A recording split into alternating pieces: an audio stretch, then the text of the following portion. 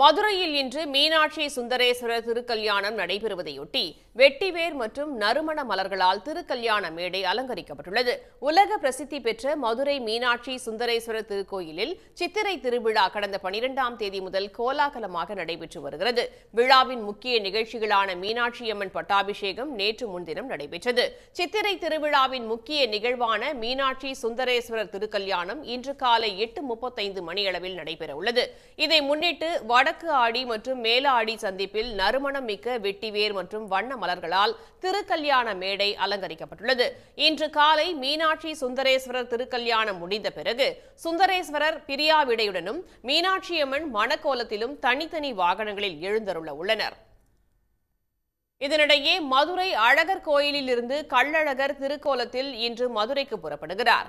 நாளை 22ஆம் தேதி 3 மாவடியில் எதிர் சேவையும், நாளை இரவு தல்லாக்குளம் பிரசன்ன வெங்கடாசலபதி கோயிலில் சுவாமி இரவு தங்கலும் நடைபெற உள்ளது. சித்திரை திருவிழாவின் சிகர நிகழ்ச்சியாக நாளை மறுநாள் 23ஆம் தேதி அதிகாலையில் கள்ளழகர் வைகை ஆற்றில் தங்க குதிரை வாகனத்தில் எழுந்தருள்கிறார்.